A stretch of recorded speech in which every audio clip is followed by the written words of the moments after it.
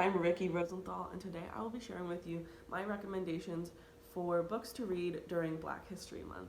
I do want to preface this video by saying that obviously I am white and I cannot speak to how these books represent the Black experience, but I did choose these books because they are, all of them except for one, have been written by Black authors, and I have learned a lot from them. I have a mixture of nonfiction, fiction, and poetry books to share with you today, but yeah, I did just want to preface this by saying, obviously, I'm not Black. Take my recommendations with a grain of salt, but also these books have made me feel like a better ally and have taught me a lot, so I did just want to share them with you today. Jumping into it. The first category that I have to share with you is nonfiction. The first book that I want to talk about is Hood Feminism, Notes from Women That a Movement Forgot by Mikki Kendall. This book is takes a look at why feminism needs to be intersectional, specifically focusing on BIPOC, LGBTQIA+, and disabled women. In this book, Kendall examines why today's feminism only benefits a specific group of women and not all women. I have not read this book, but it is on my to-read list, but I have heard some amazing things about this from BIPOC people specifically. The next book I have to recommend is Eloquent Rage by Brittany Cooper. This is an essay collection that explicitly centers Black women, Black womanhood, and Black feminism. Cooper examines things such as engagement with Blackness, pop culture, and respectability politics, of course, Eloquent Rage, the title of the book. I've actually had the pleasure of seeing and meeting Brittany Cooper, and she is definitely one of the most eloquent speakers I've ever had the pleasure of meeting. I listened to the audiobook for this book, which is narrated by her, which I definitely recommend if that's something you're into. But yeah, this book was really thought-provoking. I learned a lot, and I just really love Brittany Cooper. The next book on this list is the only book that is not written by a Black author, but it was heavily researched and there are a lot of interviews with Black people in it, and that is The Immortal Life of Henrietta Lacks by Rebecca Skloot. Now, if you are not aware of Henrietta Lacks' story, that is okay. I only knew about it because of this book, but essentially Henrietta Lacks was a poor Black farmer who ended up being diagnosed with cancer, and while she was being treated for cancer, her cells were taken without her permission, and her cells actually were able to regenerate on their own, which was not a thing before. And so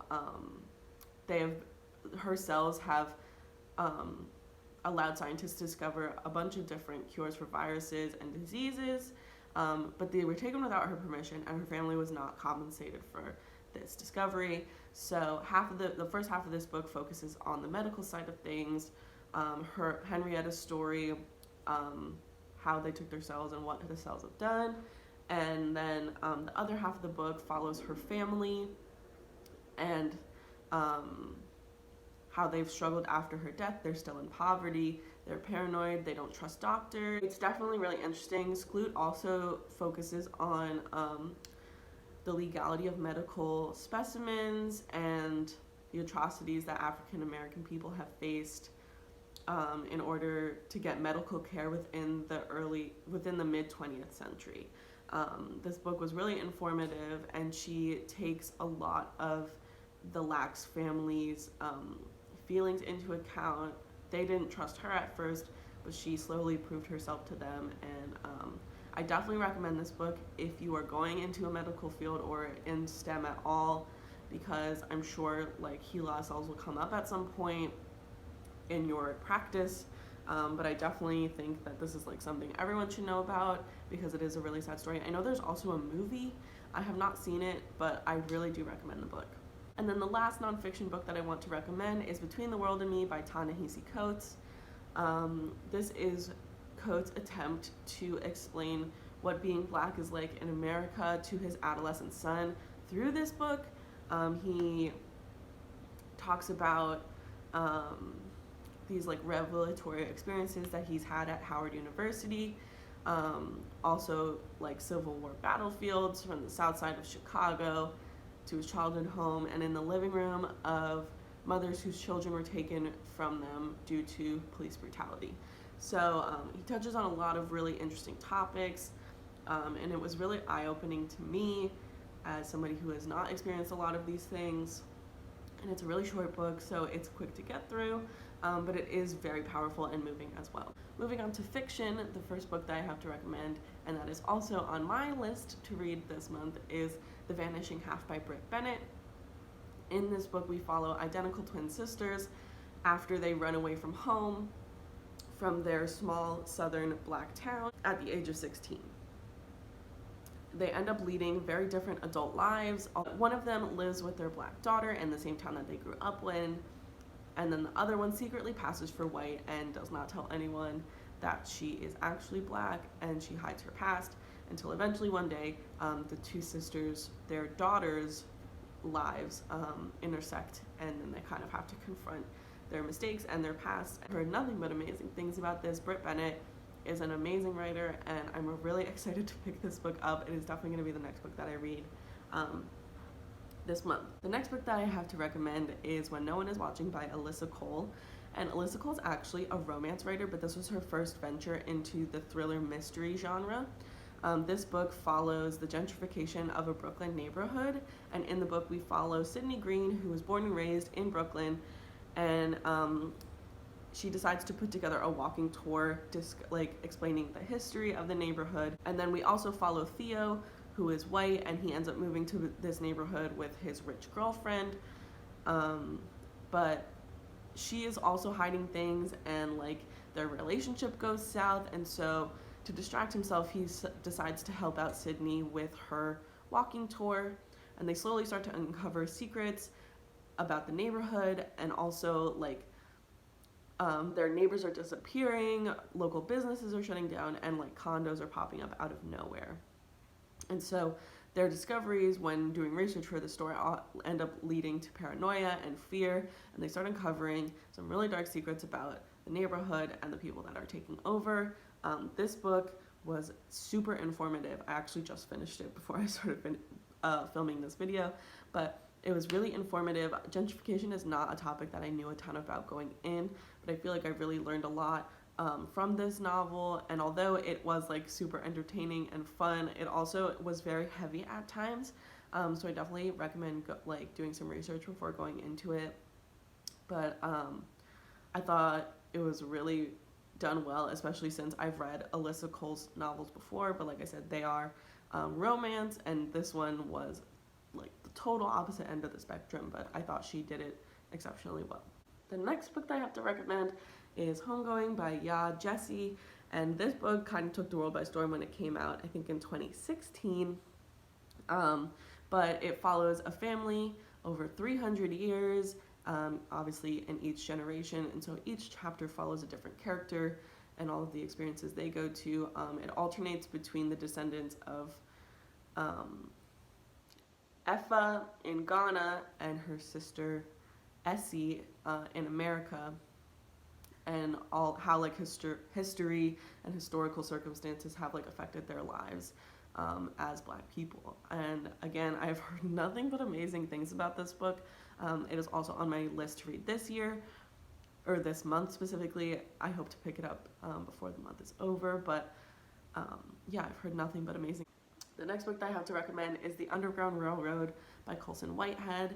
And in this book, the Underground Railroad is not a metaphor, but an actual railroad where engineers and conductors operate a secret network of tracks and tunnels beneath southern soil, and we follow one woman's journey to escape slavery. The final fiction book that I recommend is The Hate You Give by Angie Thomas. This, I think, should be recommended reading for every person, especially in America. It is a young adult book that follows Star Carter, who's 16 years old, and she is navigating, balancing her two worlds, one in her poor neighborhood where she lives, and one where she goes to school at this fancy private school where she is one of the only Black people there, and she keeps up this facade of being likable, until one night she is with her friend Khalil, and he gets pulled over and is killed by the hands of police, and she is the only witness. He was unarmed, And soon after his death, it becomes like a nationwide headline, and Star is the only one that knows what happens. This book, I think, speaks really well to the Black Lives Matter movement and like the effects that that can have on a family, on a neighborhood, and on an entire race of people. If you have not read this, like, please go pick it up right now, because it teaches you a lot in a really accessible way. It talks about performative activism and white allyship done wrong, and it is just very, very interesting. The movie as well, I definitely recommend if you're not a book reader, which, like, if you're not a book reader, I don't know why you're watching this video, but the movie as well is very good. Moving on to poetry. The first book that I want to recommend is Citizen by Claudia Rankine, and this is an essay collection written in verse that recounts the mounting racial aggressions of this post-race society that we live in the 21st century, between life and the media. And it just talks about the Black experience in this world that we say is past racism, but actually isn't. So I listened to the audiobook, and I thought the audiobook was done really well. And again, I learned a lot. It was really thought-provoking. Next book is like one of my favorite poetry collections of all time, and that is American Sonnets to My Past and Future Assassin by Terrence Hayes. I actually had the pleasure of seeing Terrence Hayes perform some of these poems at my community college. But essentially, this collection is 70 poems that all have the same title, and he explores the meanings of what does it mean to be American, what does it mean to be an assassin, and love. And these are all in the form of a sonnet, and all of these poems were written in the first 200 days of the Trump presidency. And I think Terrence Hayes is one of the most prolific writers of our time. I can't believe that I've met him. He is so nice. I definitely recommend looking up some performances of him reading these poems, because they are really powerful. He is a great performer, and I cannot recommend this collection enough. And then the last book that I have to recommend is Life on Mars by Tracy K. Smith, which is like a sci-fi poetry type of thing. It is heavily inspired by David Bowie and interplanetary travel. She imagines a soundtrack for the universe to accompany the discoveries, failures, and oddities of human existence. This is the only one that I have not read, but it is on my list, and I've heard really, really great things. It's been recommended to me many a time. But yeah, those are the books that I definitely recommend you read this Black History Month, or honestly, throughout this whole year, or at some point in your life. Again, I just want to reiterate, obviously, I am not obviously, I am not the perfect ally. Take these recommendations with a grain of salt. I did do a lot of research, but that is not an excuse. Like, I can't speak to what these books mean for Black people and the Black experience. I definitely recommend looking into some reviews of these books written by BIPOC people, just because, like I said, these are coming from a white person, so, like, I just want to acknowledge that, like, I am privileged, but these books have helped me learn a lot about the Black experience. And yeah, thanks for watching.